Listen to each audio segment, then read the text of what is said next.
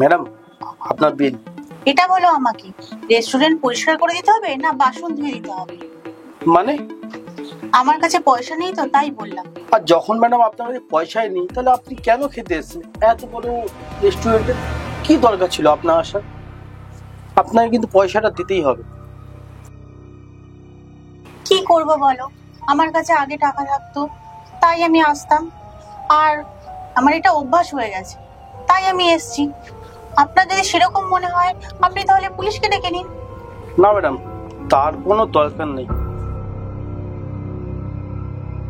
এই টাকাটা আপনি দিন, ধরুন, আপনি এইটা দিয়ে বিলটা পেমেন্ট করে দেবেন। এই যে বিল দিয়ে গেল। এই শোনো, এদিকে আসো। আমার বিল তুমি কেন দেবে? না ম্যাডাম, আমি চাই না যে একটু খাবার জন্য কেউ পুলিশকে ফোন করুক আর পুলিশ আপনাকে ধরে নিয়ে যাক। তাই আমার থেকে আপনাকে কিছু টাকা দিয়ে দিলাম। এটা দিয়ে আপনি বিলটা এখন এসে মিটিয়ে দিতে পারবেন। না না, তোমার টাকাটা তুমি ধরো। ধরো, আমার বিল আমিই দেব। আমি শুধুমাত্র একটু ছোট্ট একটা টেস্ট নিয়েছিলাম। টেস্ট? তার মানে ম্যাডাম, আমি ঠিক বুঝতে পারলাম না কিসের টেস্ট নিচ্ছেন আপনি?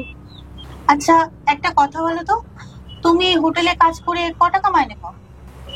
মাইনে বলতে ম্যাডাম ওই 1,000-7,000 টাকা পাই। কেন বলুন তো? 1,000-7,000 টাকা? আচ্ছা, তোমার জন্য আমার কাছে একটা জব আছে, তুমি করবে? জব?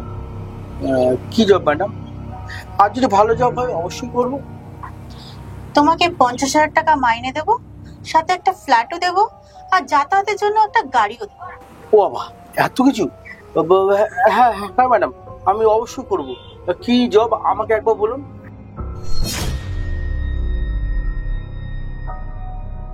এই নাও 50,000 টাকা অ্যাডভান্স।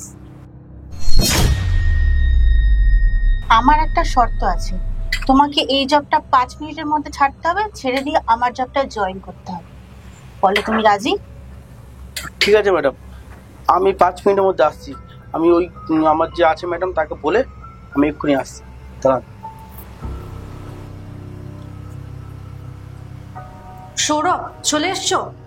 5 মিনিটের মধ্যে কিন্তু পার্টির জন্য লোক চলে আসবে। তুমি তাড়াতাড়ি করে সমস্ত কাজ কমপ্লিট করে নাও।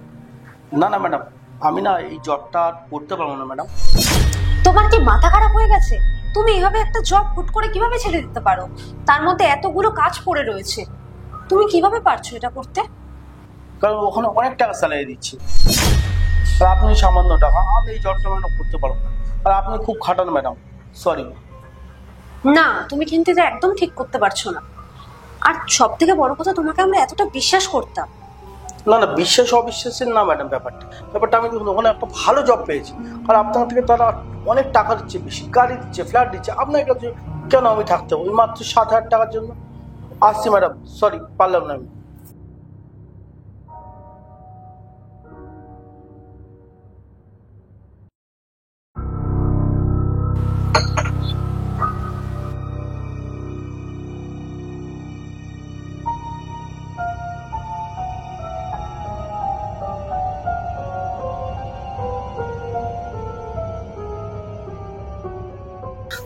ম্যাডাম, আমি ওই ম্যাডামের চাকরি পুরো ছেড়ে দিয়ে এসেছি। এবার তাহলে চলুন। কোথায় যাবে? কেন ম্যাডাম, আপনি যে জবটার কথা বললেন সেই জবটাতে যাবো।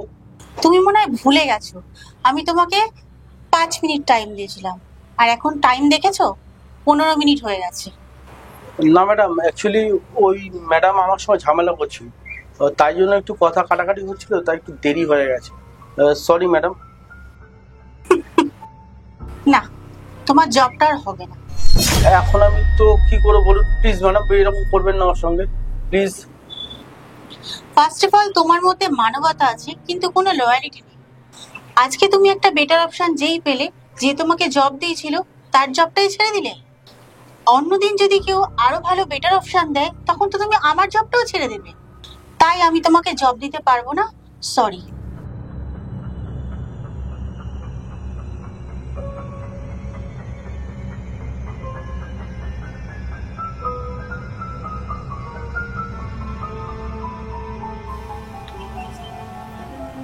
ম্যাডাম আমার খুব ভুল হয়ে গেছে ম্যাডাম, সরি। সরি?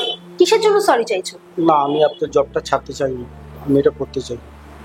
তুমি কি ভাবলে যে তুমি এই জবটার জন্য সরি বলবে আমি তোমাকে জবটা আবার ফিরিয়ে দেবো?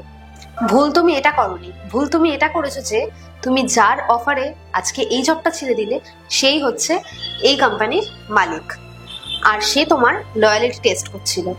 আর সব থেকে বড় কথা, তোমার একটা প্রমোশনের কথা চলছিল, যেহেতু তুমি অনেক দিনের স্টাফ। তুমি লয়ালিটির তো পরীক্ষা দিলেই, তার সাথে হচ্ছে মানসিকতারও পরীক্ষা দিলে। তোমার মানসিকতা আছে ঠিকই, কিন্তু তোমার মধ্যে লয়ালিটি নেই, তাই তোমাকে এই জবেও আর রাখা যাবে না। না ম্যাডাম, আমি বুঝতে পারছি, কিন্তু আমার না ভুলে গেছে, একটা বলে আমাকে ক্ষমা করে দিন প্লিজ। প্লিজ ম্যাডাম, আমাকে জবটা থেকে প্লিজ পে করবেন না, প্লিজ। সরি, এতে আমি আর কিছু করতে পারবো না। ম্যাডাম জানিয়ে দিয়েছে তোমাকে আর জবে রাখা যাবে না।